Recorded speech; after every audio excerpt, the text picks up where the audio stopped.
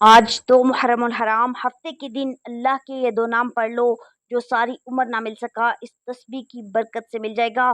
जो दुआएं आपकी बरसों से कबूल नहीं हो रही इस तस्बीह की बरकत से कबूल हो जाएंगी। बिस्मिल्लाहिर्रहमानिर्रहीम। अस्सलामु अलैकुम मोहतरम नाज़रीन। आज दो मुहर्रमुल हराम हफ्ते के दिन का बहुत ही ख़ास और मुजर्रब वजीफ़ा लेकर आपकी खिदमत में हाजिर हुई हूँ। ये बहुत ही पावरफुल और ताकतवर तस्बीह है। आज आप इस तस्बीह को ज़रूर पढ़ लेना। इंशाअल्लाह ताला बरसों की अधूरी हाजतें आज पूरी हो जाएंगी। बरसों के अधूरे काम पूरे हो जाएंगे। बिगड़े हुए काम बन जाएंगे, क्योंकि ये इतनी ताकतवर, इतनी पावरफुल तस्बीह है। जिस घर में इस तस्बीह को पढ़ लिया जाता है उस घर के कोने कोने से गुर्बत खत्म हो जाती है। जिस घर में इस तस्बीह को पढ़ लिया जाता है उस घर के कोने कोने से तंगदस्ती खत्म हो जाती है।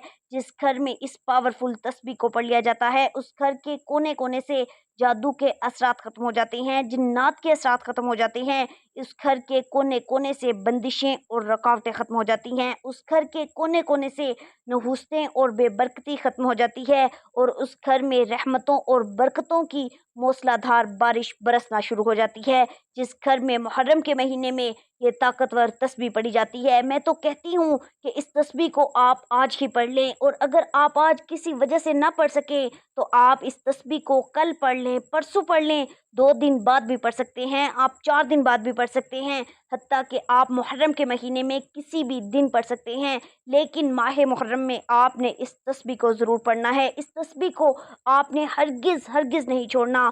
अगर आप चाहते हैं कि आपकी ज़िंदगी की तमाम मुश्किलात दूर हो जाएं, आपके दुख दर्द तकलीफ़ें ख़त्म हो जाएं, बंदिशें और रुकावटें ख़त्म हो जाएं, जादू और जिन्नात के असरात ख़त्म हो जाएं और अल्लाह तबारक व ताला आपको एक ऐसी ज़िंदगी अता फ़रमाए जिसमें दुख दर्द और कोई तकलीफ़ ना हो, मुश्किलात और उलझे ना हो, बीमारियां और परेशानियां ना हो, तंगदस्ती ना हो। ऐसी ज़िंदगी हो कि आपको किसी के सामने हाथ फैलाने की ज़रूरत ना हो। ऐसी ज़िंदगी हो जिसमें आपको किसी का मोहताज ना बनना पड़े, अल्लाह तबारक व ताला के अलावा किसी से मांगना ना पड़े। तो आप मेरे कहने पर इस बाकमाल तस्बीह को ज़रूर पढ़ें। अल्लाह तबारक व ताला आपको तमाम दुख दर्द से निजात अता फरमाएगा, बीमारियों और परेशानियों से निजात अता फरमाएगा और अल्लाह तबारक व ताला आपको ऐसी ज़िंदगी अता फरमाएगा जिस ज़िंदगी में खुशियाँ ही खुशियाँ होंगी।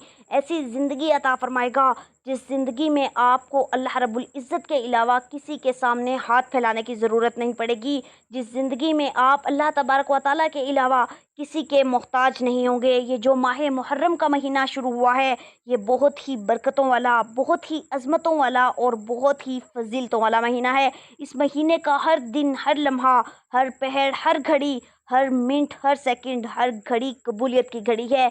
अगर आप हजरात अपनी दिली मुरादें पूरी करवाना चाहते हैं, अपनी दिली तमन्नाओं को पूरा करवाना चाहते हैं, अपने अधूरे मकसदों को पूरा करवाना चाहते हैं, बिगड़े हुए कामों को बनाना चाहते हैं, तो मुहर्रम के महीने में आप इस वजीफ़े को पढ़ लेना। इंशाअल्लाह ताला आपका हर काम पूरा हो जाएगा, हर अधूरी हाजत पूरी हो जाएगी। आप जो भी मांगेंगे अल्लाह रब्बुल इज़्ज़त आपको अता फरमाएगा। इस मुहर्रम के महीने में, बाबरकत महीने में, फजीलतों वाले महीने में अगर आप फजीलतें समेटना चाहते हैं, अल्लाह तबारक व ताला के ख़जानों को लूटना चाहते हैं, अल्लाह ताला की बरकतें हासिल करना चाहते हैं, तो आप इस महीने में ज़्यादा से ज़्यादा इबादत करें, ज़्यादा से ज़्यादा कुरान मजीद की तिलावत करें। तिलावत कुरान की बहुत ज़्यादा फजीलत है। इससे दिल को सुकून मिलता है, अल्लाह ताला का कुर्ब हासिल होता है और बहुत सी बुराइयों से बचा जा सकता है। कुरान पाक के हर हर्फ की तिलावत पर 10 नेकियां मिलती हैं। कुरान पढ़ने और समझने से इंसान सीधे रास्ते पर चलता है और इसे हिदायत मिलती है। तिलावत कुरान से दिलों को सुकून मिलता है और ज़हनी इंतशार कम होता है। तिलावत करने वालों पर अल्लाह की रहमत नाजिल होती है और फरिश्ते उन पर साया करते हैं। क़यामत के दिन कुरान अपने पढ़ने वालों की शिफात करेगा। कुरान की तिलावत करने से इंसान की नेकियां बढ़ती चली जाती हैं। नबी अकरम सल्लल्लाहु अलैहि वसल्लम का फरमाने आलिशान है, कुरान पढ़ा करो क्योंकि क़यामत के दिन वो अपने पढ़ने वालों के लिए सिफारशी बन जाएगा। हज़रत सैयदना अब्दुल्ला बिन उमरू बिन अल आस रज़ी अल्लाह तआला अन्हु से रिवायत है कि रसूलुल्लाह सल्लल्लाहु अलैहि वसल्लम ने फरमाया, साहिबे कुरान से कहा जाएगा कि कुरान पढ़ता जा और पढ़ता जा और आहिस्ता आहिस्ता पढ़। جیسا کہ تو دنیا میں ترتیل سے قرآن پڑھا کرتا تھا، تیری منزل وہی ہے جہاں تجھے آخری آیت کی قرأت پہنچا دے۔ حضرت سیدنا ابو ہریرہ رضی اللہ تعالیٰ عنہ سے روایت ہے، نبی کریم صلی اللہ علیہ وسلم نے فرمایا، جس نے کسی مومن سے دنیا کی تکلیفوں میں سے کوئی تکلیف دور کی، اللہ تعالیٰ اس کی قیامت کی تکلیفوں میں سے کوئی بڑی تکلیف دور فرما دے گا۔ جس نے کسی تنگ دست اور اسیر الحال یعنی بدحال پر آسانی کی، اللہ تعالیٰ اس پر دنیا و آخرت میں آسانی فرمائے گا۔ جس نے کسی مسلمان کی پردہ پوشی کی، اللہ تعالیٰ دنیا اور آخرت میں اس کی پردہ پوشی فرمائے گا۔ اللہ تعالیٰ بندے کی مدد میں لگا رہتا ہے جب تک کہ بندہ اپنے مسلمان بھائی کی مدد میں لگا رہتا ہے جو ایسے راستے پر چلتا ہے جس میں وہ علم دین تلاش کرتا ہے۔ اللہ تعالیٰ اس کے ذریعے سے اس کے لیے جنت کا راستہ آسان فرما دیتا ہے۔ حضرت عقبہ بن عامر رضی اللہ تعالیٰ عنہ بیان کرتے ہیں کہ ہم مسجد نبوی کے صفے یعنی چبوترے پر جہاں اصحاب صفہ ہوتے تھے بیٹھے ہوئے تھے کہ رسول اللہ صلی اللہ علیہ وسلم تشریف لائے اور فرمایا، تم میں سے کون یہ پسند کرتا ہے کہ وہ صبح صبح وادی بطحان یا وادی عقیق جائے اور وہاں سے بغیر کسی گناہ یا قطع رحمی کے 2 بلند کوہان اور موٹی تازی اونٹنیاں لے آئے۔ ہم نے کہا، یا رسول اللہ صلی اللہ علیہ وسلم، ہم سب یہ پسند کرتے ہیں۔ تو آپ صلی اللہ علیہ وسلم نے ارشاد فرمایا، صبح کے وقت مسجد میں جا کر قرآن کریم کی 2 آیات پڑھنا یا سیکھنا 2 عمدہ اونٹنیاں ملنے سے بہتر ہے، اور 3 آیات 3 اونٹنیوں سے اور 4 آیات 4 اونٹنیوں سے بہتر ہیں۔ اسی طرح جتنی آیات پڑھو گے اتنی ہی تعداد میں عمدہ اونٹنیاں ملنے سے بہتر ہے۔ حضرت ابو ہریرہ رضی اللہ تعالیٰ عنہ بیان کرتے ہیں کہ نبی کریم صلی اللہ علیہ وسلم نے فرمایا، اللہ تعالیٰ کسی بھی چیز کو اتنی توجہ سے نہیں سنتا جتنی توجہ سے قرآن کی خوش الحانی سے کی جانے والی تلاوت کو سنتا ہے جو بلند آواز میں کی جاتی ہے۔ حضور نبی اکرم صلی اللہ علیہ وسلم نے ارشاد فرمایا، جو شخص ایک آیت قرآن پاک کی سنے اس کے لیے 2 چند نیکیاں لکھی جاتی ہیں، اور جو تلاوت کرے اس کے لیے قیامت کے دن نور ہوگا۔ جو شخص قرآن مجید کی کوئی ایک آیت بھی سیکھتا ہے یا کسی کو سکھاتا ہے تو جب تک وہ آیت تلاوت کی جاتی رہے گی اسے اجر و ثواب ملتا رہے گا۔ اللہ تبارک و تعالیٰ کے ناموں کا ورد کریں، ذکر و اذکار کریں، اللہ تعالیٰ سے اپنے مقاصد کے بارے میں، اپنی مشکلات کے بارے میں اللہ تعالیٰ سے دعا کریں۔ انشاءاللہ میرا رب آپ کو اتنا عطا فرمائے گا کہ آپ حیران رہ جائیں گے، آپ کو یقین ہی نہیں آئے گا۔ ایسی ایسی جگہ سے رزق آئے گا، ایسی ایسی جگہ سے آپ کو رزق ملے گا جہاں سے رزق ملنے کا آپ نے کبھی سوچا بھی نہ ہوگا، آپ کے وہم و گمان میں نہیں ہوگا۔ اللہ تبارک و تعالیٰ نے جو ہمیں مانگنے کا طریقہ بتایا ہے وہ یہ بتایا ہے کہ اللہ تبارک و تعالیٰ نے ارشاد فرمایا کہ روزی تلاش کرو اور مجھ سے مانگو۔ اللہ تبارک و تعالیٰ روزی دیتا ہے اور وسیلے سے دیتا ہے، اور وہ تو خالق ہے، مالک ہے، وہ تو کسی طریقے سے بھی دے سکتا ہے، بیٹھے بیٹھے بھی دے سکتا ہے، لیکن ہمیں یہ چاہیے کہ ہمیں روزی بھی تلاش کرنی ہے اور اللہ تبارک و تعالیٰ سے دعا بھی کرنی ہے، کیونکہ جو شخص محنت کرتا ہے تو پھر محنت کرنے والے کو اللہ رب العزت بہت ہی اچھا صلہ عطا فرماتا ہے۔ آپ نے محنت بھی کرنی ہے، محنت سے کمانا ہے، اور اللہ رب العزت کی بارگاہ میں دعا بھی کرنی ہے۔ انشاءاللہ آپ بہت ہی جلد قرض سے نجات حاصل کر لیں گے، غربت سے، تنگ دستی سے نجات حاصل کر لیں گے۔ آپ نے اللہ رب العزت پر یقین اور توکل رکھتے ہوئے اس وظیفے کو کرنا ہے۔ توکل کیا ہے؟ بھروسہ اور یقین۔ اللہ پر توکل ایک ایسا پیمانہ ہے جس سے انسان کے ایمان کی مضبوطی اور کمزوری کا اندازہ لگایا جا سکتا ہے۔ مثلاً جتنا اللہ تعالیٰ پر بھروسہ یا توکل مضبوط اور پکا ہوگا اتنا ہی انسان کا ایمان مضبوط ہوگا، اور جتنا انسان کا اللہ کریم پر توکل کمزور و متزلزل ہوگا اتنا ہی اس کا ایمان کمزور ہوگا۔ مطلب یہ کہ انسان ہر وقت اللہ عظیم پر مضبوط توکل اور بھروسہ رکھے۔ بعض اوقات انسان سوچتا یا کہتا ہے کہ یہ سب تو ٹھیک ہے کہ ہر کام اللہ تعالیٰ کے حکم اور منشا سے ہی ہوتا ہے، وہی مسبب الاسباب ہے، وہی وسیلہ اور ذریعہ بناتا ہے، لیکن اگر میں نے یہ فلاں کام یا طریقہ اختیار نہ کیا تو نتیجہ مشکوک بھی ہو سکتا ہے۔ بس یہی سوچ اور وسوسہ شیطانی انسان کو توکل اور یقین سے ہٹا دیتا ہے۔ یہ یاد رکھنا چاہیے کہ اللہ رحیم پر توکل اور یقین کے بعد لیکن اور اگر مگر کی گنجائش نہیں ہے، ورنہ انسان پھسل جاتا ہے۔ یہاں پہ یہ وضاحت بھی ضروری ہے کہ اللہ پر توکل اور یقین کا ہرگز یہ مطلب نہیں کہ انسان کوشش ہی نہ کرے اور یہ کہے کہ مجھے اللہ پر توکل اور یقین ہے، وہ خود ہی میرا مسئلہ حل کر دے گا، بلکہ انسان جو ممکنہ کوشش کر سکتا ہے وہ کر لے اور اور اس کے بہتر نتیجے کے لیے رب کریم سے دعا مانگتا رہے۔ یقین رکھیں کہ اللہ رحیم و کریم اپنے ذات باری پر توکل کرنے والوں کو کبھی مایوس نہیں کرتا۔ اس بارے میں سورہ ال عمران آیت نمبر 159 میں ارشاد ربانی ہے، ترجمہ: بے شک اللہ تعالیٰ بھروسہ کرنے والوں کو دوست رکھتا ہے۔ سورہ طلاق میں فرمان الہی ہے، اور جو اللہ پر بھروسہ کرے تو وہ اسے کافی ہے۔ سورہ المائدہ میں فرمایا، اور اللہ ہی پر بھروسہ کرو اگر تمہیں ایمان ہے۔ سورہ انفال میں ارشاد ربانی ہے، سچے اہل ایمان تو وہ لوگ ہیں جن کے دل اللہ کا ذکر سن کر لرز جاتے ہیں، اور جب ان کے سامنے اللہ کی آیات پڑھی جاتی ہیں تو ان کا ایمان اور بڑھ جاتا ہے اور وہ اپنے رب پر اعتماد کرتے ہیں۔ یہ بھی ذہن نشین رہے کہ اعتماد و یقین اپنی کوششوں پر نہیں بلکہ اللہ کی قدرت اور رحم و کرم پر ہو۔ ہمیشہ ہر معاملے میں اللہ تعالیٰ پر اعتماد، ہر معاملے میں اللہ پاک سے رجوع اور ہر کام میں اللہ ہی کی محتاجی ہونی چاہیے۔ حضرت ابراہیم علیہ السلام کو جب آگ میں پھینکا جا رہا تھا اس وقت بھی یہ کلمات ان کی زبان پر تھے، میرے لیے اللہ ہی کافی ہے اور وہ بہت اچھا کارساز ہے۔ اسی طرح سورۃ القصص میں حضرت موسیٰ علیہ السلام کی یہ دعا بھی کامل یقین کو ظاہر کرتی ہے، پروردگار جو خیر بھی تو مجھ پر نازل کر دے میں اس کا محتاج ہوں۔ سورہ نساء میں فرمایا، تو اے نبی صلی اللہ علیہ وسلم ان سے کہہ دو کہ میرے لیے اللہ ہی کافی ہے، کوئی معبود نہیں مگر وہ، اسی پر میں نے بھروسہ کیا اور وہ مالک ہے عرش عظیم کا۔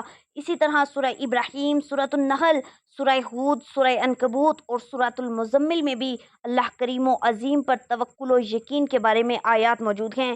ترمذی شریف میں حضرت عمر بن خطاب رضی اللہ تعالیٰ عنہ سے روایت ہے کہ نبی کریم صلی اللہ علیہ وسلم نے فرمایا، اگر تم اس طرح توکل کرو جیسے کہ اللہ پر توکل کرنے کا حق ہے تو وہ تمہیں اسی طرح رزق دے جیسے وہ پرندوں کو رزق دیتا ہے جو صبح بھوکے پیٹ نکلتے ہیں اور شام کو شکم سیر لوٹتے ہیں۔ ترمذی شریف کی ایک اور حدیث پاک میں منقول ہے جس کے راوی حضرت انس بن مالک رضی اللہ تعالیٰ عنہ ہیں۔ ایک شخص نے عرض کیا، یا رسول اللہ، کیا میں اونٹ باندھوں اور توکل کروں یا اسے کھلا چھوڑ کر توکل کروں؟ آپ صلی اللہ علیہ وسلم نے فرمایا، باندھ کر توکل کرو۔ امام بہیقی اور طبرانی نے حضرت ابو ہریرہ رضی اللہ تعالیٰ عنہ سے روایت نقل کی ہے کہ نبی کریم صلی اللہ علیہ وسلم نے فرمایا، مجھے اپنی امت پر ذوف یقین کے سوا کسی شے کا خوف نہیں۔ امام احمد نے کتاب الزہد میں روایت کیا ہے، حضرت عبداللہ بن عباس رضی اللہ تعالیٰ عنہ نے فرمایا، جو شخص یہ پسند کرتا ہو کہ وہ تمام لوگوں سے زیادہ طاقتور ہو جائے تو اسے چاہیے کہ وہ اللہ تعالیٰ پر بھروسہ کرے، اور جو یہ پسند کرتا ہو وہ تمام لوگوں سے زیادہ معزز بن جائے تو وہ اللہ تعالیٰ سے ڈرے، اور جو یہ پسند کرتا ہو کہ وہ تمام لوگوں سے زیادہ غنی ہو جائے تو وہ اللہ تعالیٰ کی عطا کردہ رزق پر قناعت و کفایت کرے۔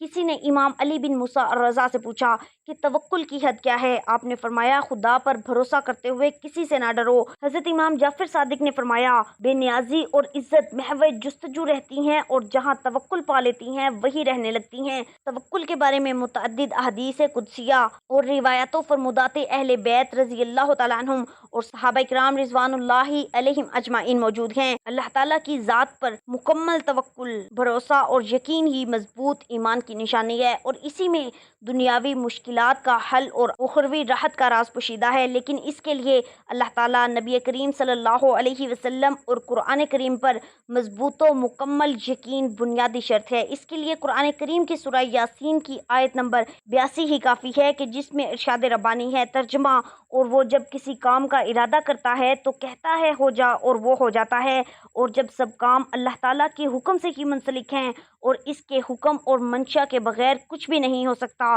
تو پھر اللہ پاک پر توکل اور بھروسہ اور یقین محکم نہ کرنے میں کیا امر مانے ہو سکتا ہے؟ وہی خالق و مالک اور پروردگار ہے، تمام کائنات اس کے تابع ہیں، بادشاہ ہیں یا فقیر سب اس کے محتاج ہیں، تو پھر اس کو چھوڑ کر انسان کی محتاجی کرنا بدبختی نہیں تو اور کیا ہے؟ اللہ کریم ہم سب کو تقوی اور مکمل توکل نصیب فرمائے۔ اللہ والو، وقت کی نزاکت کو مد نظر رکھتے ہوئے آئیے چلتے ہیں آج کے اس بابرکت عمل کی جانب۔ اس سے پہلے آپ سے گزارش ہے، آپ نے اگر ابھی تک اس چینل کو سبسکرائب نہیں کیا تو چینل کو سبسکرائب کر لیں، کیونکہ ایسے بہت سے وظائف، بہت سے اعمال میں ڈیلی بیسس پر آپ کے حوالے کرتی رہوں گی۔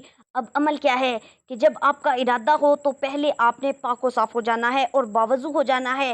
باوضو ہونے کے بعد آپ نے تنہائی والی جگہ پر بیٹھ جانا ہے اور اس وظیفے کو پڑھنا شروع کر دینا ہے۔ سب سے پہلے آپ نے نبی کریم صلی اللہ علیہ وسلم کی ذات مبارکہ پر 21 بار درود پاک پڑھنا ہے۔ درود پاک آپ کوئی سا بھی پڑھ سکتے ہیں، آپ صلی اللہ علیہ وسلم پڑھ لیں، صلی اللہ علیہ محمد پڑھ لیں، یا نماز والا درود پاک درود ابراہیمی پڑھ لیں۔ اور درود ابراہیمی پڑھیں تو یہ سب سے بہتر ہے، کیونکہ درودوں میں سب سے افضل درود درود ابراہیمی ہے، اور یہ نبی پاک صلی اللہ علیہ وسلم کا محبوب درود ہے۔ نبی پاک صلی اللہ علیہ وسلم نے فرمایا، جو شخص مجھ پر 200 مرتبہ درود پاک پڑھے اس کے 200 سال کے گناہ معاف ہو جاتے ہیں۔ درود پاک پڑھنے والے کی دعا ہمیشہ قبول ہوتی ہے۔ درود شریف پڑھنے سے فکر یعنی تنگ دستی دور ہوتی ہے۔ ایک بار ثواب کی نیت سے میرے ساتھ مل کر درود پاک پڑھیے۔ اللہم صلی علی محمد وعلی آل محمد کما صلیت علی ابراہیم وعلی آل ابراہیم انک حمید مجید۔ اللہم بارک علی محمد وعلی آل محمد کما بارکت علی ابراہیم وعلی آل ابراہیم انک حمید مجید۔ 21 مرتبہ درود پاک پڑھنے کے بعد آپ نے اپنے جائز مقصد جائز حاجت کی نیت کرنی ہے۔ مثال کے طور پر آپ کرائے کے مکان میں رہتے ہیں تو آپ یہ نیت کر لیں کہ یا اللہ مجھے ذاتی گھر مل جائے، یا آپ کے اوپر اگر لاکھوں کروڑوں کا قرضہ ہے، قرض دار آپ کو پریشان کر رہے ہیں، آپ کا جینا محال کیا ہوا ہے، تو آپ یہ نیت کر لیں کہ یا اللہ پاک میرا سارا قرضہ اتر جائے، میں اس کے لیے یہ وظیفہ پڑھ رہا ہوں۔ یا آپ بچوں کے رشتے نہیں ہو رہے، لوگ آتے ہیں دیکھ کر چلے جاتے ہیں، آپ بہتر رشتوں کے لیے اسباب چاہتے ہیں، اس کی نیت کر لیں۔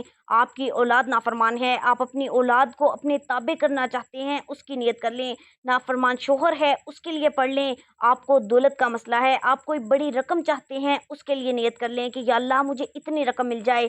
الغرض آپ کا جو بھی مقصد ہے اس کی نیت کرنے کے بعد آپ نے ایک بار اعوذ باللہ من الشیطان الرجیم بسم اللہ الرحمن الرحیم پڑھ کر وظیفے کا آغاز کرنا ہے۔ اور سب سے پہلے نمبر پر جو وظیفہ آپ نے پڑھنا ہے وہ وظیفہ استغفر اللہ کا ہے۔ استغفار ایک ایسی تسبیح ہے، ایک ایسا عمل ہے، ایک ایسا ورد ہے، جو بندہ کثرت سے استغفار پڑھتا ہے تو اللہ تبارک و تعالیٰ اس کو ہر وہ چیز عطا فرماتا ہے جس کی اس کو ضرورت ہوتی ہے۔ استغفار پڑھنے کے بعد بندہ مال و دولت مانگتا ہے تو اللہ تبارک و تعالیٰ مال عطا فرماتا ہے، اولاد مانگتا ہے تو اللہ تعالیٰ اولاد عطا فرماتا ہے، عزت مانگتا ہے تو اللہ رب العزت عزت عطا فرماتا ہے، شہرت مانگتا ہے تو رب کریم اس کو شہرت عطا فرماتا ہے، رشتہ مانگتا ہے تو رب کریم اس کو بہترین رشتے کا سبب عطا فرماتا ہے۔ استغفار کثرت سے پڑھنے کے بعد بندہ جو بھی مانگتا ہے اللہ رب العزت اس کو ہر نعمت سے نواز دیتا ہے۔ جب انسان خطا کا پتلا ہے تو ان خطاؤں کے ازالے کے لیے قرآن کریم نے ہدایت اور رہنمائی کی۔